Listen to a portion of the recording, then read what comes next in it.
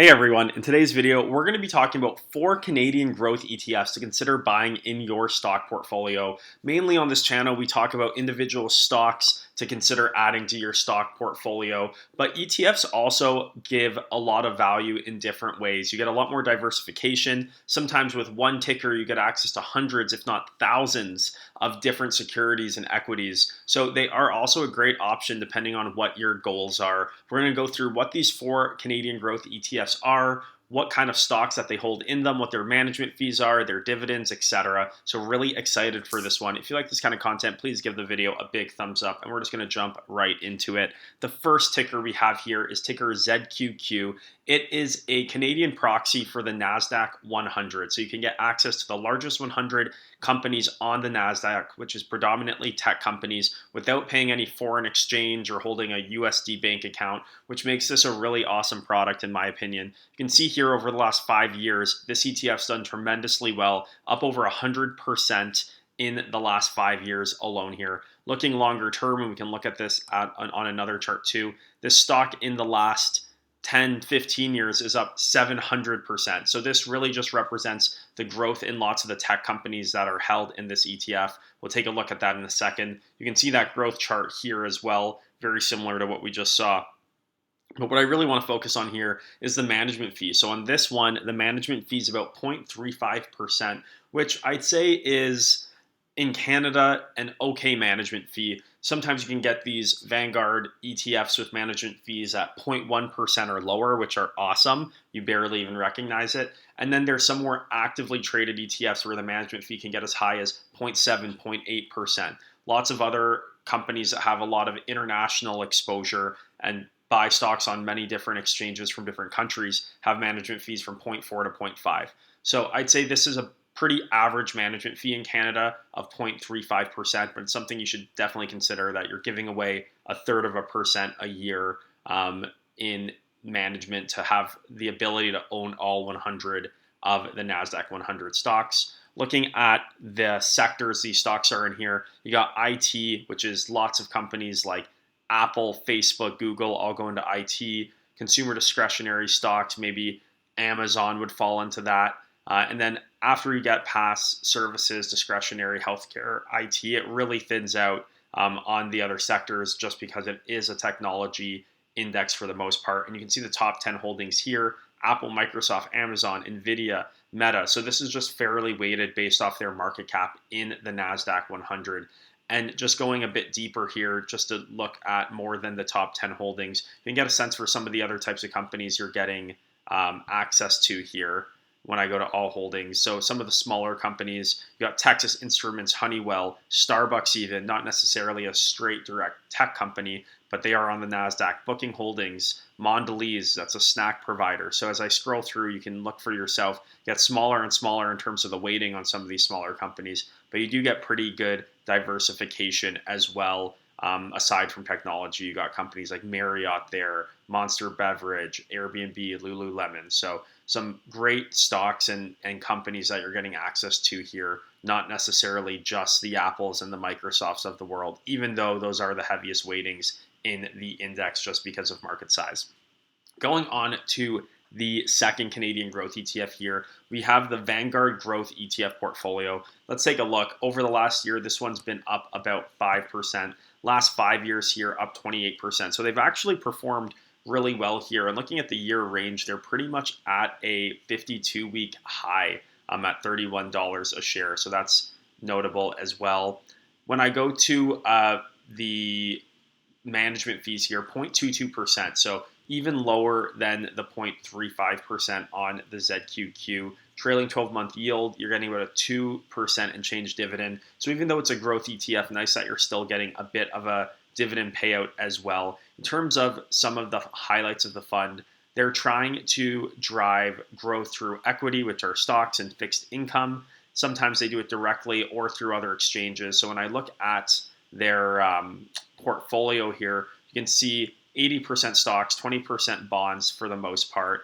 And then when I look at what they actually hold, look at the number of stocks you're getting access to in this fund. Over 13,000 different stocks that they have decided are in growth markets. you get exposure to in this fund here. They have an average price to earnings ratio of about 15 times. And then when we look at the actual underlying funds, so unlike ZQQ where they hold individual names, this company here, this ETF here is holding growth ETFs from around the world in their Vanguard portfolio. So US total market and some other markets that they believe are growth markets and growth sectors within bonds and geographies. They're holding the underlying ETFs that represent those markets. So you're getting exposure to Canada, to global minus North America, so the rest of the world, US, some bonds in Canada, emerging markets as well, global bonds. So you're really just getting a good basket of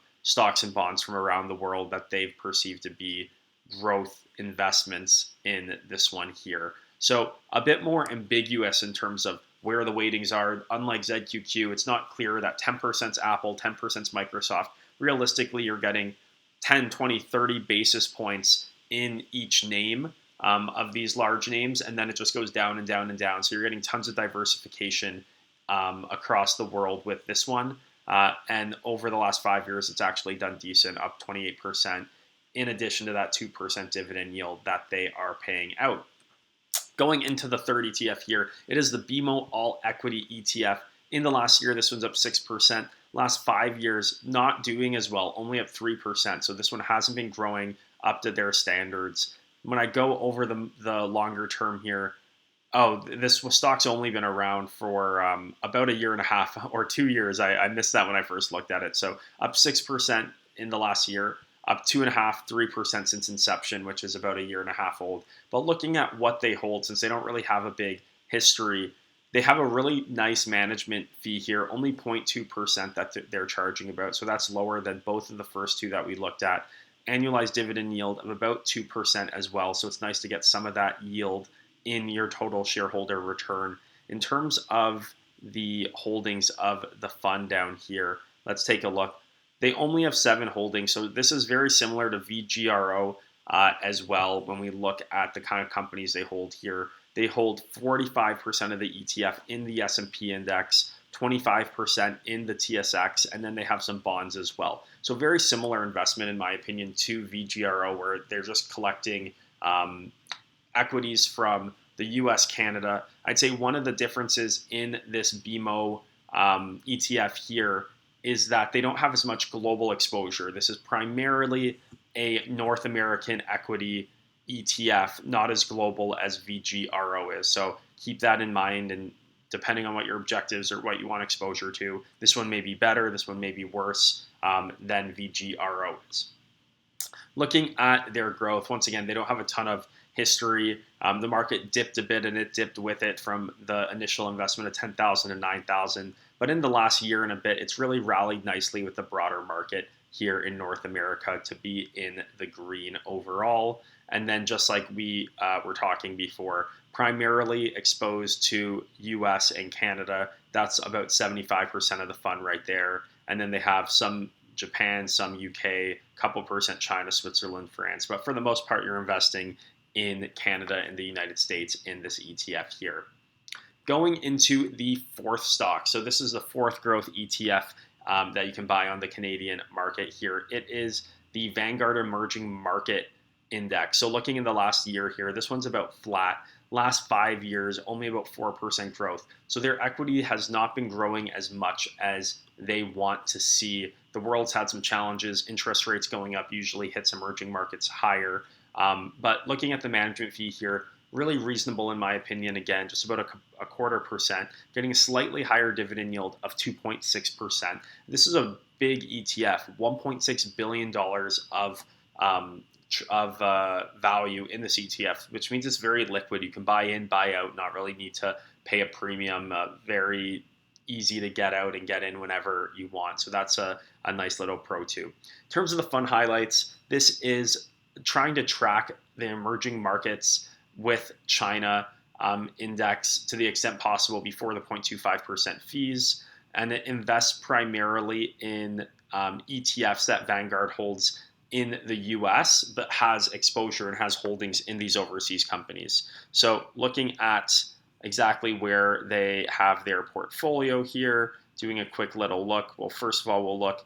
The amount of stocks they have is about 5,700, so a bit less than VGRO, which was at 13,000. Price to earnings ratio much lower on these international companies. They don't trade at the same multiples as the Canadian and the US stocks, so that has an opportunity for multiple expansion as the developing markets, develop.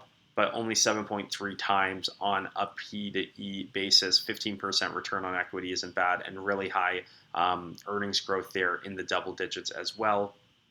In terms of the um, the indexes they hold or where they have exposure to, you can see here a lot of exposure to China, India, Brazil, Saudi Arabia. So lots of the BRIC countries, as you see, Brazil, India, etc., in here, which are growth markets at heart. So even though they're emerging markets, you're getting great exposure to lots of these areas that are really hard to get exposure to just from individual stocks on the Canadian or US stock exchange, which kind of makes this a pretty unique investment opportunity for an ETF for Canadian investors on the TSX. So those are the 4 growth ETFs that are on the TSX that you can buy here in Canada in Canadian dollars and get exposure to different markets overseas. Lots of Canadians and Americans don't have very high exposure allocation to countries and companies outside of North America. So I think these types of ETFs play a really important role in widening the breadth of the portfolio, diversifying the portfolios geographically, and they're something that you may want to consider in your portfolio, maybe once it gets a bit more developed or at a certain state in time when you're trying to diversify more. So hope you guys like this type of content. If you like this kind of content, be sure to give this video a big thumbs up. It really does help a ton with the YouTube algorithm. And also consider subscribing to the channel. Also, if you have other ETFs, Canadian ETFs, US ETFs, that get you really nice growth and exposure, let me know in the comments. We'd love to hear what your favorite ETFs are too. And I'll see you guys in the next one. Thanks.